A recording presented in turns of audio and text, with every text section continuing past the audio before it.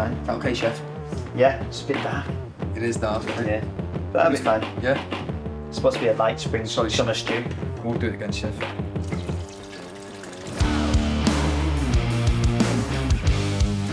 Because of all the stuff you put in it, like the sweet corn and turnips and all that kind of stuff.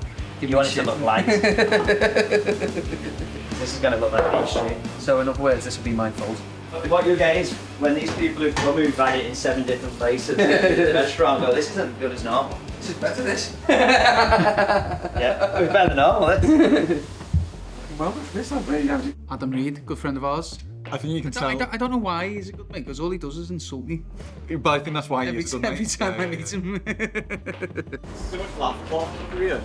Laughing. It's not oldie part. Come and join in if you want. I feel Not if you're going to mood kill it though. So Adam used to come years ago and stay on the campsite. Yeah, in the motorhome. I think we met him in the AA Awards, didn't we? Yeah, I think we used to insult each other over Twitter.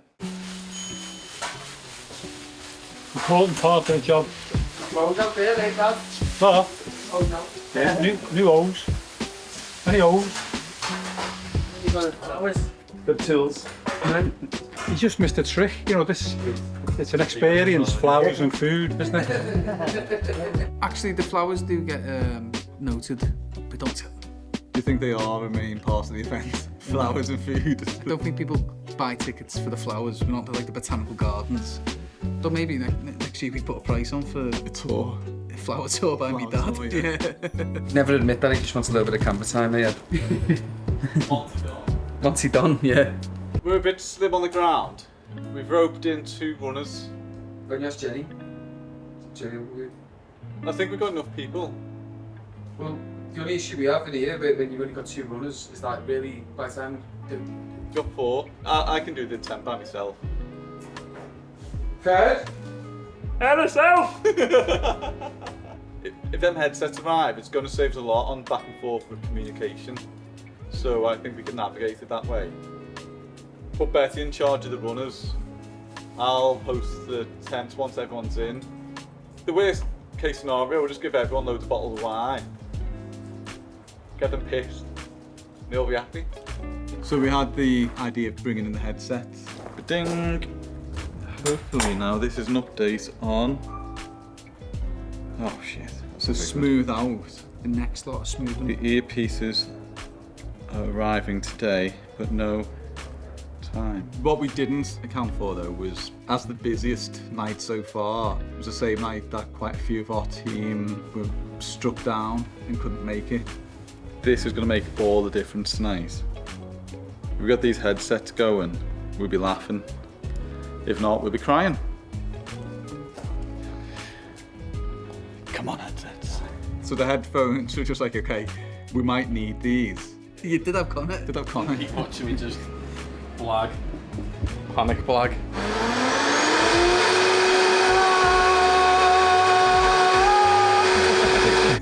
I'm not fighting. I'm not throwing him under the bus again. Perfect. Welcome to the next guest chef series. Quote, you going with the quote? You go for the quote first. Quote first. It's all about quality, not quantity. Yeah. Oh, That's a good one. I was going to go for the, it's a double header again. It's been a long week, but we don't grow when things are easy. there you go. That's pretty good. I was going down the fact that we've got a small team. So was I, but it's been hard, but it's meant to be hard, isn't it? Well, we have got a small team tonight on the floor. The runners were a few shy, but Henry's joining us. Henry, this is everyone. No pressure. Ruth is a familiar face. Hello. Yeah, no pressure. Just. Ruth. And Ruth. Yeah, etc. So say Ruth. Yeah, sorry. So communication's key. Making sure we're paying attention. Betty is Listening in your ear. going to be crucial. We're trying the radios tonight. They might get lashed at a wall or into fire within the first 10 minutes. Well, let's see what happens. Well, I was going to say, I'll try and keep the singing to a minimum. Yeah, let's do that. Yeah. I'm not making no promises. All right. Yeah. Sweet. Any more Great. quotes, Kez? Did you use them all? Shoot loads, shoot. Keep calm and Barry on, innit? No chance. Okay, let's get to it. When we put Adam's tickets live, they flew off as well. Yeah. They really sold took out, off. didn't in true fashion though, it's like he sold out first, but I think he got his menus to us like 2 days before the event. You're like, Can we call them out? So a little insight, when we're organising the guest chef nights, we try and aim for 2 weeks ahead of time to receive all the specs and menus from the guest chefs. So that's where we promise you guys that we'll let you know what's coming up. Yeah. But sometimes our guest chefs don't share the menus. Do they, Adam? Or the specs? Where's Kez? We're just talking about Adam Reid and the specs. Is there anything you'd like to add? The fact he sent them 2 days before his night. The night of Tony Sins. I was losing sleep over Kez losing sleep. So next time you see Adam, clip around the ears. Brilliant specs though. Yeah. Thanks, Kez. You know, I think we were on to over 100 people on his night. So it was a very nice day, you know, and we knew we were up against it because the team was slim on the ground. So it was just one of them days where we had to be everywhere. Yeah. Was that at the same time? Kind of did have that northwest crowd where everybody was there, almost like as a friend of Adam's as well as ours. So it was a very nice atmosphere. The front of house, we all had to really lean into it. Dig deep. Dig deep. We're getting there, slowly but surely. The wheels are still on. And then because of the experience in the kitchen, you know, we were able to kind of keep it all moving. I feel like I'm in Starbucks. Hello, can I take your order? This is Kieran at the drive-thru. Shut up, Kez. Just shut up. So the headphones lasted about 30 seconds before somebody took theirs off and put it down, which then inevitably, when you're trying to speak to somebody who hasn't got a headset on and you're on a headset, gets a bit frustrating. Then I took mine off and then everyone else took theirs off. So I think we tried, out of the smoothing process, the one night that we actually tried them, we tried them for an hour or two, then everyone gave up on them and nobody got them out the cupboard again for any. It didn't have been used since? No. I quite like them night when you get that buzz of a good service. Everybody's had to work hard to pull it off and you kind of, you know, you do it as a team. Hands together for Adam Reid. Welcome to the Marram Grass, or Y Marram, E Marram, however you pronounce it. Marram. It's what you get for inviting a Mancunian. What's quite nice about the menu itself is, like, you know, he's taken all those like very traditional dishes that you'd eat at home and chefied them up. In the restaurant, when I do things like this, I tend to try and mix it up a little bit. We're at a stage in the restaurant now where we're on about 14 courses, and each one is just, you know, a beautiful little ingredient with the sauce over the top, which doesn't necessarily relate to something like this. Something like this, I like to come and feed everybody. So hopefully you've got space in your bellies for quite a bit of grub, and hopefully you'll be rolling out of here rather than walking. I can't recall how long he's been the French. 10 years? 10 years, yeah. And he was at Long Clune before that. You know, he's a really good chef and he comes from great pedigree. He's gone into the French with Simon Rogan in that push to get a Michelin star, which didn't come off for Simon. And then Adam's taking the reins. I think he really understands that northern story. Yeah. We have a philosophy in the French, which is that we are there, despite the name of it being the French, obviously it's not French cuisine, it's modern British with a northern accent, as we describe it. But the ethos is to leave people thinking that they've had value for money, because anybody who's from that area, Manchester, the Northwest, as I grew up there's a mindset which is it's not value for money unless you're having to leave a bit, because you're so full that you can't quite handle it.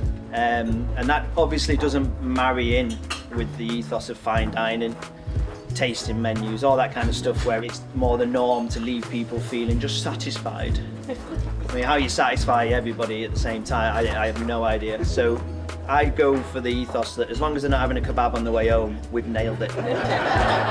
He really knows who his customer is and who he's cooking for. His food's not pretentious, but it's still really good quality. When there's a different appreciation, or, you know, there's a different want from what you want from a meal if you're out in Manchester to if you're out in London. What Ellis calls an amuse-bouche. I've not used that term for about 15 years. So It's your first course. It's called tater ash, and if you have it at home, it's onions, potatoes, and beef mince just boiled up. So a bit like Scouse, but even more basic. But my version is a little, almost like a tartare of sirloin of Welsh black beef, which we've dressed in a little smoked oil, smoked Hallam salt. Yep. So we try to use as many ingredients from around here as we can. It's in a little pot with some carrots and swede cooked in their own juices, and some potatoes cooked in dripping. And we're going to send round jugs of an onion broth, and you just pour the onion broth on and to your liking. We've got absolutely tons of it, so if you want more, we'll top you up, don't worry, so go mad. And the idea is that it just turns into almost like a little brothy soup. It should be quite delicious. I feel like as like chefs have come out of London, I feel like there's a generation now who've been, again, over the past 10 years, who get more comfortable with the ingredients, the style, what they're putting on the plate, what they can get locally, and what it sort of, how it relates to them, rather than trying to necessarily replicate the patterns of the original tradition in a way. And then with doing that, you're bringing in more comfortability for your guests, what they can relate to. The story you put into the dish is more relevant. I always remember when I first went down to London at 16 to eat in a restaurant, coming from up north, going down to London, jumping into a 2 Michelin star meal for the first time in my life. Like, I was just like, really, really like nervous. I was like sat in the dining room, like almost like. I remember going to Long Clew and having the same experience, which was like, I don't fucking belong here. Yeah, and I think that, but you know, it's just like, just not in my culture have I ever sort of experienced that. It was lost on me. But when you just get back down to like the quality of the grub on the plate, a relaxed atmosphere, you know, a bit more chilled. What I find up north is that there's a comfortability around walking into the restaurants, feeling relaxed, feeling at home.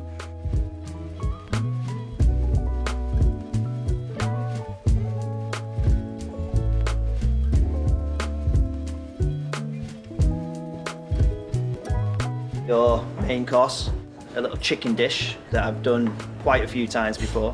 He keeps exhausting that GBM chicken. Adam? Yeah, it's like my Muslim You need 5 shots back now. That's not room. No, it's boss that though. Garlic and herb roasted, Ruger steak, organic white chickens, roasted on the crown. This is a banquet-worthy dish, this. Why did you bring this menu twice? Why did I do it? Yeah. Fucking. Well, I tell you actually, because the first time I did it, I was Simon's protege. Oh, okay, yeah. So I wanted to go and do it as you know what? Yeah. And it's good for business. Why the chicken cross the road? I've got one. Why the chicken go to the toilet? Oh, because that's where all the sun goes. Dad jokes. What films do chickens watch? Chicken one. Chick flicks? Oh, you've gone and Googled that, haven't you? Why chicken's funny? Did you like the chicken joke? Yeah. Did you like mine? No. Not particularly. I always push it too far, don't I? Maybe we just need to bleep it. Yeah, I think we can bleep your joke out, that's fine. I went to the depths of Margot's joke book. Yeah. And stole a joke that she came home from school with. Don't believe it.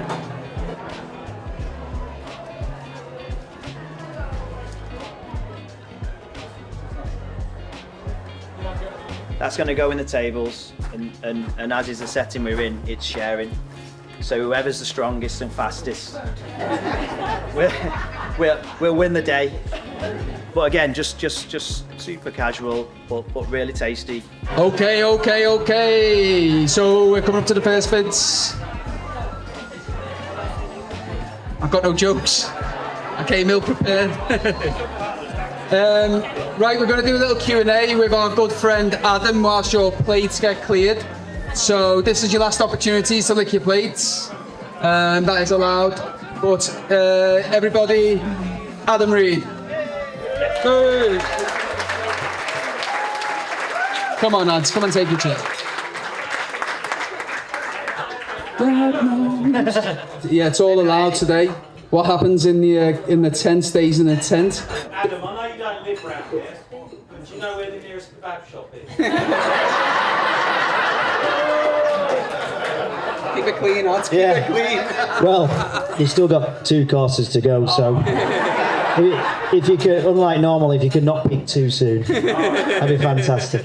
Where would we eat in the northwest? This is nice, isn't it? Erst is usually my suggestion, but to be honest, I'm terrible for these things. I always get asked these for like Sparrows. or something like that. Sparrows is good. Yeah, Sparrows is good. Edinburgh Castle. Edinburgh.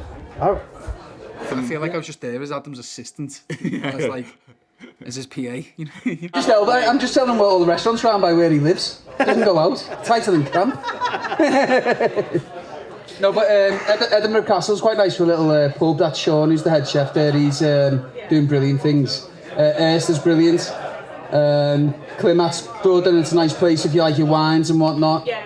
The Sparrows, Tented, Tip Lane, I've been there. the French.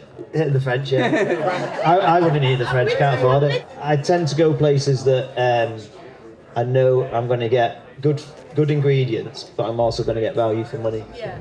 The French is ace, obviously. Yeah. You didn't put your hand up. You didn't put your hand up over here. The Good Food Guide have this new rating now, which is just kind of words. So we're the only exceptional rated restaurant in Manchester, above your Michelin star place and stuff like that. So, look, some people do well in some bits and other people do well in other bits, and we're quite happy with where we are. So I use Pirelli anyway, so it's fine.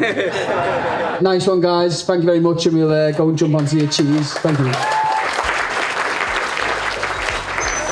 Yeah, so the event was a good one. Sun was out, music was good, and everyone was happy. I think you need them events. You need them pain points. You need to break through them to really kind of kick on. Yeah.